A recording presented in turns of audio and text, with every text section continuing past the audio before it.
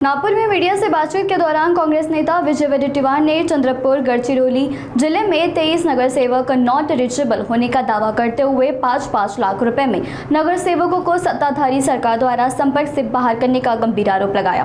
साथ ही विजय वडेट्टीवार ने भाजपा विधायक बंटी बागड़िया को आड़े हाथ लेते हुए चंद्रपुर में घोड़ाबाजारी को गति मिलने की बात स्पष्ट की। आइए सुनते हैं सविस्तर बयान। असं आहे की आमचे जवळपास 23 नगरसेवक नॉट रिचेबल आहे चंद्रपूर आणि गडचिरोली जिल्ह्यात, आणि मी 100% सांगतो त्यांना 5-5 लाख रुपये देऊन त्यांना उचललेला आहे। आणि हे पैशानी हे सगळी लोक आमची विकली गेली आहे। आता आम्ही व्हीप जारी करणार आहोत, त्यांच्या घराला व्हीप चिपकवणार आहोत त्यावेळेस निवडणूक होईल आणि त्यांना अपात्र करण्याची कारवाई आम्ही सुरू करू।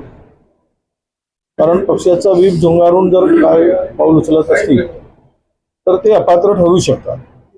राहिला फोटो कधीचा आहे, बांगड्या बरोबर आहे काय आहे, आता तो फोटो जर त्यांनी नेला असेल तर त्याच्याबरोबरचा आहे, तो आता कधीचा जुना आहे, 3 महिन्याचा आहे की आत्ताचा आहे ते आता मला काही सांगता येणार नाही।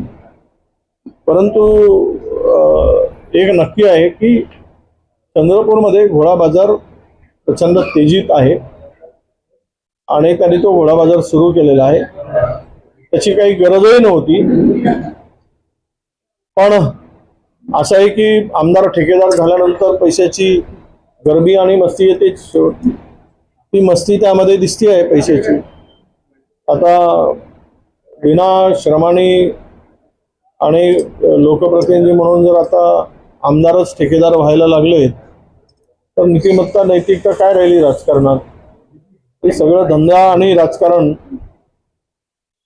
सत्ता आणि पॉवर हे दोनही जर एकत्रित होऊन जर काम व्हायला लागलं तर सामान्य जनतेचे हाल होणारच आहे।